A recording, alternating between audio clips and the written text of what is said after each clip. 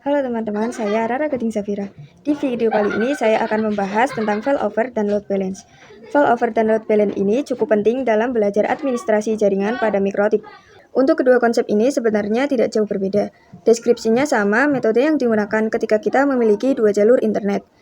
Tapi kalau bisa kita gambarkan topologinya seperti ini, terdapat satu router yang memiliki dua jalur, yang satu ke internet pertama dan yang satu ke internet kedua.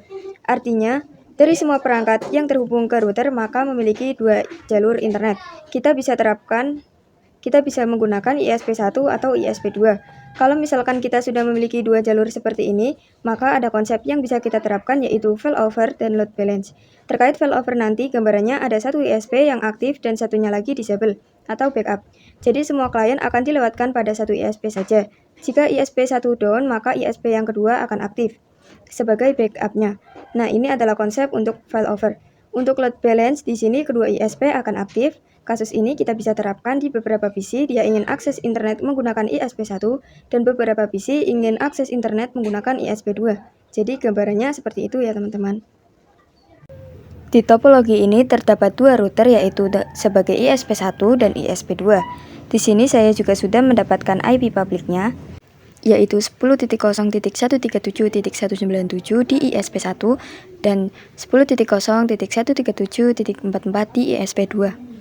Oke, langsung saja kita konekkan ke Winbox.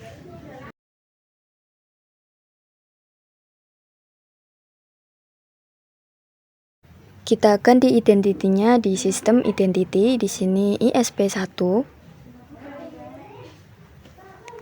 Kemudian kita new Winbox, di sini masukkan IP ISP2. Kemudian kita ganti juga identitinya di sistem identity, di sini sebagai ISP2. Kemudian kita tambahkan lagi satu mikrotik sebagai customer. Jadi nanti router customer ini memiliki dua jalur internet, bisa menggunakan ISP1 maupun ISP2.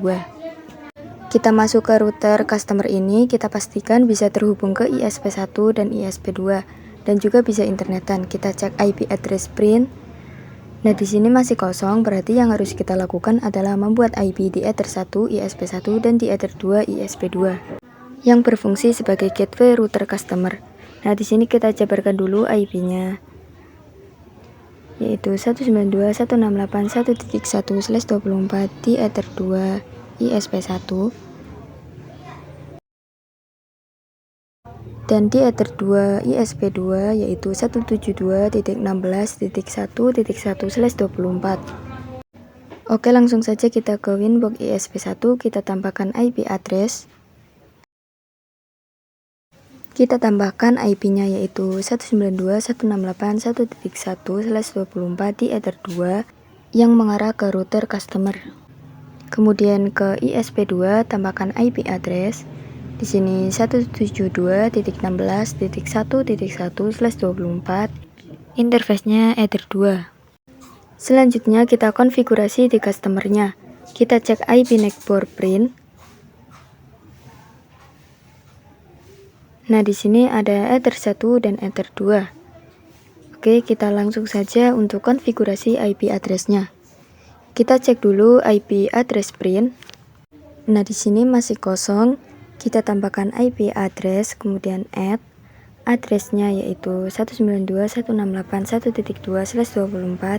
Interface-nya ether 1 yang ke ISP1. Kemudian kita tambahkan lagi IP-nya yaitu 172.16.1.2/24, interface-nya ether 2. Kita cek lagi IP address print. Oke, di sini sudah ada ya teman-teman. Lalu kita ping ke gateway-nya.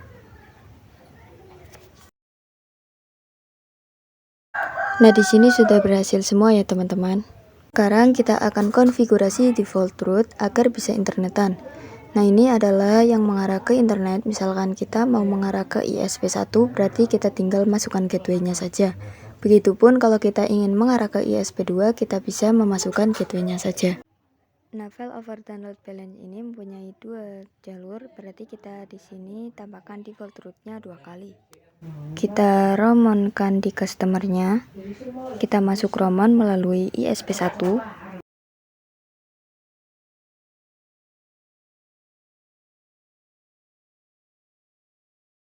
Nah, di sini kita akan coba ping ke 192.168.1.1 dan 172.16.1.1.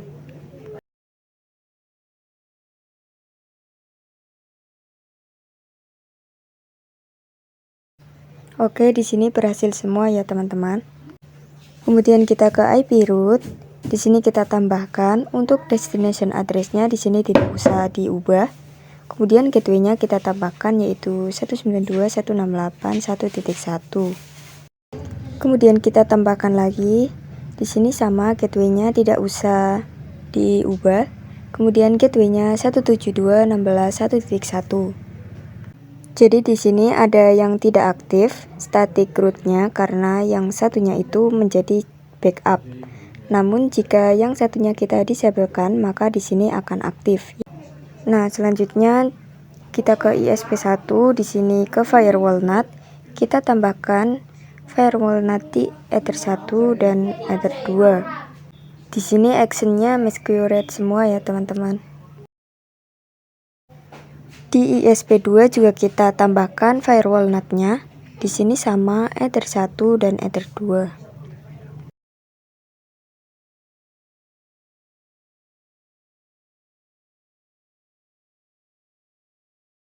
Oke, selanjutnya kita ke customer. Kita akan coba ping ke internet.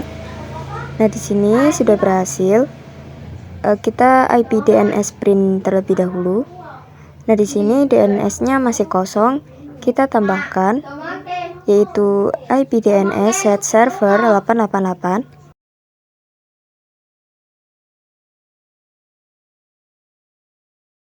Kemudian kita ping ke google.com. Nah, di sini berhasil ya, teman-teman. Selanjutnya kita akan tambahkan 2 PC lagi.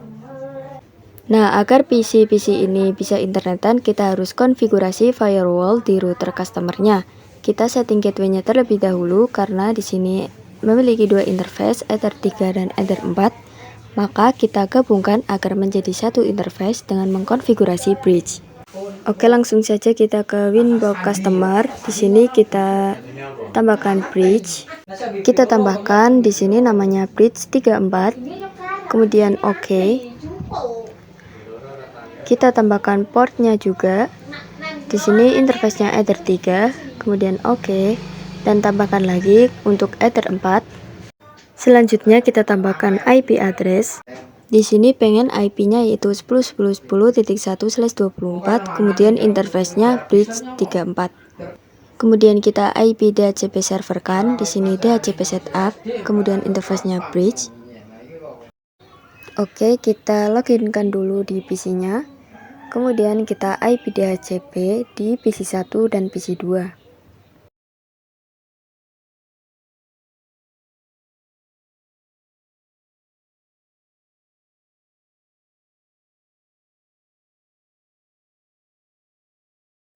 Oke, di sini sudah mendapat IP semua. Selanjutnya kita jabarkan IP-nya. Di Ether 3 dan 4 ini satu IP ya, teman-teman, yaitu 10.10.10.1/24. Kemudian VPC 1 kita jabarkan IP-nya yaitu 10.10.10.254 dan di PC 2 10.10.10.253. Selanjutnya kita setting firewall NAT-nya di customer. Kemudian kita tambahkan untuk Ether 1 dan Ether 2 karena di customer ini memiliki 2 interface.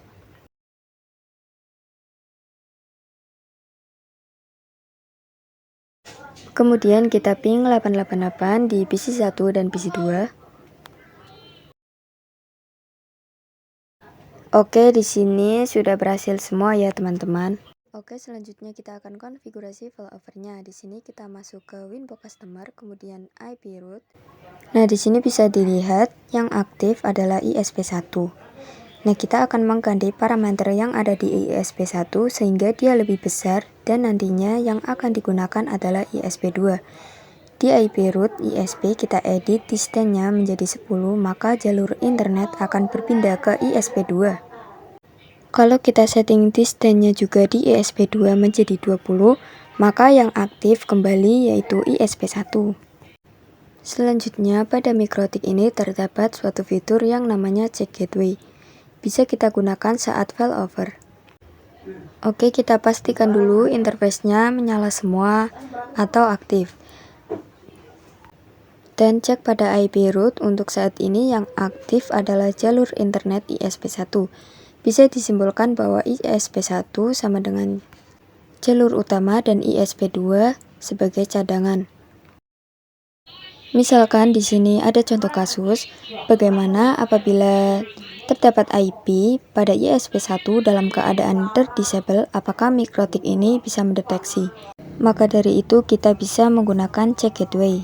Kita klik 2 kali jalur ISP1. Nah, di sini ada yang namanya check gateway. Kita pilih yang ping.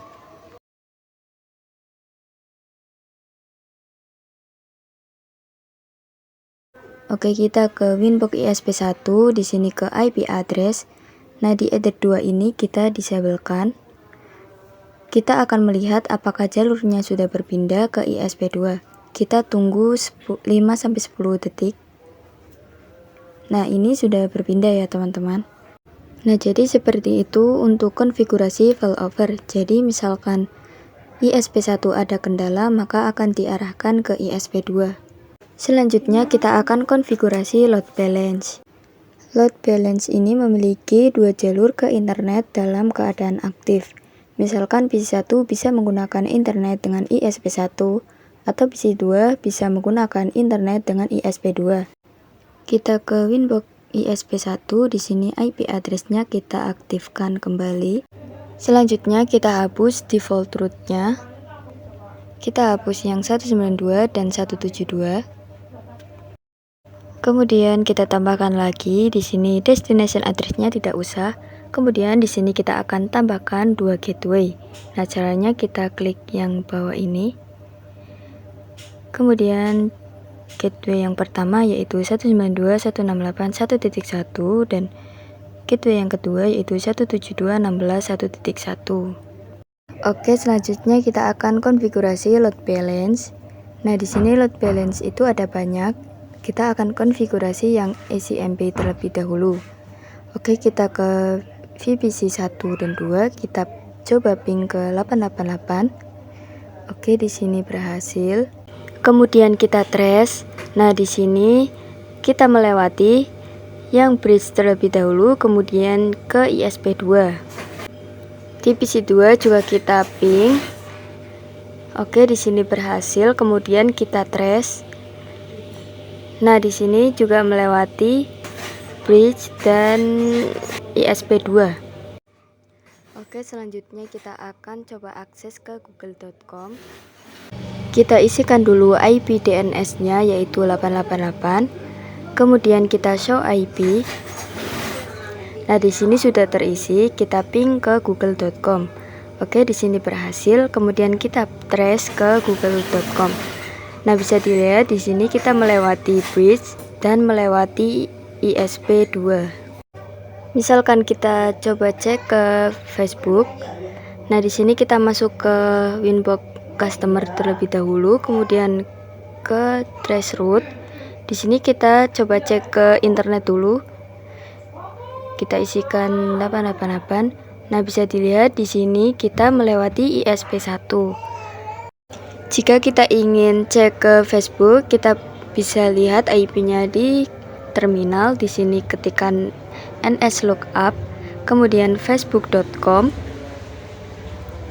Nah, ini IP-nya sudah muncul. Kita salin saja.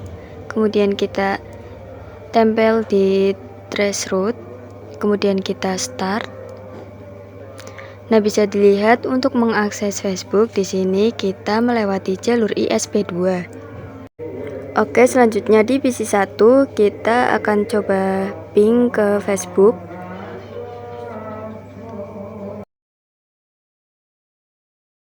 Kemudian kita trace menggunakan IP Facebook. Nah, di sini bisa dilihat kita melewati bridge terlebih dahulu, kemudian kita melewati jalur ISP1. Misalkan kita juga pengen cek di Twitter, kita nslookup twitter.com. Di sini kita salin IP-nya. Kemudian kita ping ke IP Twitter-nya.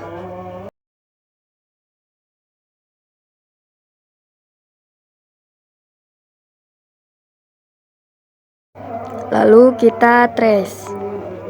Oke, di sini kita melewati bridge terlebih dahulu, kemudian kita melewati jalur ISP2.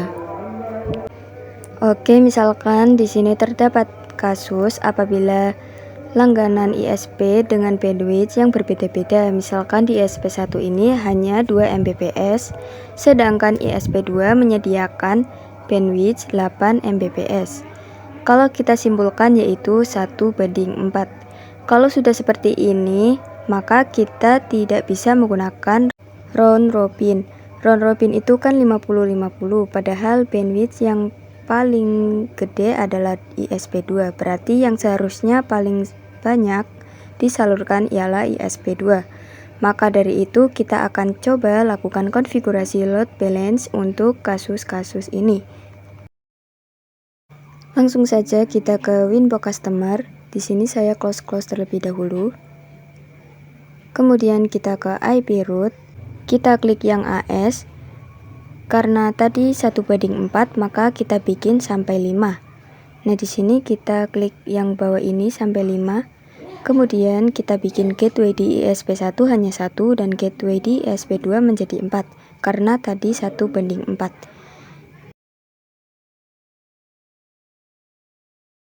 Oke, selanjutnya kita ke terminal.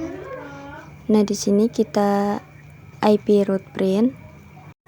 Bisa dilihat di sini yang paling banyak digunakan yaitu ISP2. Di sini kita coba trace route.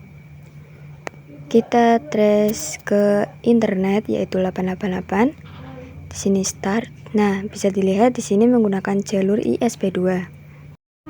Kemudian di sini pengen cek juga ke YouTube. Kita ke terminal, kemudian nslookup youtube.com.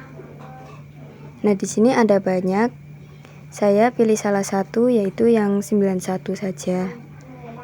Oke, kita salin, kemudian tempel, kemudian start. Nah, di sini bisa dilihat kita menggunakan jalur ISP2. Kita juga akan coba cek di PC-nya. Kita show IP terlebih dahulu. Kemudian kita ping ke IP YouTube dan kita trace. Nah, di sini bisa dilihat kita juga menggunakan jalur ISP2. Seperti yang tadi saya katakan, di load balance ini ada beberapa konfigurasi yaitu ECMP, route rules, dan mingle. Kita akan bahas yang route rules terlebih dahulu. Route rules ini akan bekerja dengan sistem search address. Maksud dari search address adalah mendefinisikan misal PC1 untuk internetan harus menggunakan ISP1 dan PC2 untuk internetan harus menggunakan ISP2. Dengan kasus seperti itu kita bisa menggunakan route rules. Kita akan membuat IP statik di PC1 dan PC2. Kita ubah menjadi 10.10.11 dan PC2 10.10.12. Di sini kita tambahkan IP yaitu 10.10.10/24, kemudian gateway-nya 10.10.1. Oke, sudah. Kemudian kita show IP. Di PC2 juga kita tambahkan IP 10.10.10.12/24, gateway-nya 10.10.10.1. Kemudian kita show IP juga. Kemudian kita ke Winbox Customer. Di IP route di sini kita disablekan konfigurasi yang sebelumnya. Kemudian kita ke tab rules. Di sini search address-nya kita tambahkan 10.10.10.1. Kemudian table-nya PC1. VPC1, kemudian OK. Kita tambahkan lagi search address-nya 10.10.10.12. Kemudian tabelnya PC2. Lalu kita ke tab routes. Di sini kita tambahkan untuk gateway-nya 192.168.1.1. Kemudian di sini ada routing mark. Di sini pilih VPC1. Kemudian kita tambahkan juga untuk ISP2 yaitu 172.16.1.1, kemudian routing marknya VPC 2. Kemudian kita ke PC 1, kita ping ke 888, kemudian kita juga trace ke 888. Nah, bisa dilihat di sini sudah benar ya teman-teman, kita melewati jalur ISP1. Kemudian di PC 2 kita ping 888, kemudian kita trace ke 888. Nah, bisa dilihat di sini sudah benar PC 2 melewati ISP2. Selanjutnya kita akan konfigurasi load balance yang mangle. Kita bisa mendefinisikan paket berdasarkan protokolnya. Jadi untuk contoh kasusnya seperti di load balance root rules, PC 1 menggunakan ISP1 dan PC 2 menggunakan ISP2. Kemudian untuk kasus lain, misalkan kita ingin akses domain tertentu harus menggunakan ISP1 dan akses ke domain lainnya menggunakan ISP2. Kita ke window customer, kemudian yang root rules-nya kita hapus. Kemudian di routes-nya kita disablekan saja. Jadi untuk load balance ini bisa kita sebut sebagai firewall mangle karena tempat kita mengkonfigurasi ada di firewall. Kita ke window customer, kemudian IP firewall. Nah, di sini kita ke mangle, kita tambahkan untuk C-nya pre-routing, kemudian search address-nya 10.10.10.11. Kemudian action-nya yaitu mark routing. Kemudian di new routing mark, di sini kita isikan mingle strip ISP strip 1, kemudian apply OK. Kemudian kita tambahkan lagi. Kita ke general, di sini C-nya pre-routing, kemudian search address-nya 10.10.10.12. Kemudian action-nya mark routing. New routing mark kita isikan mangle strip ISP strip 2. Kemudian apply OK.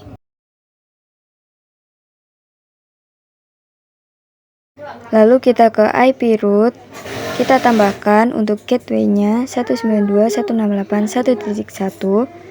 Kemudian routing mark-nya mangle ISP1. Kemudian apply OK. Kemudian kita tambahkan lagi gateway-nya 172.16.1.1. Kemudian routing mark-nya mangle ISP2. Kemudian kita coba cek di PC 1, kita ping ke 888. Kemudian kita trace ke 888. Nah, di sini kita melewati jalur ISP1. Kemudian di PC 2 kita ping ke 888 dan kita trace ke 888. Nah, di sini kita melewati jalur ISP2. Oke, kita sudah berhasil semua untuk konfigurasinya. Sekian video dari saya, mohon maaf apabila ada kesalahan. Terima kasih dan sampai jumpa di video selanjutnya.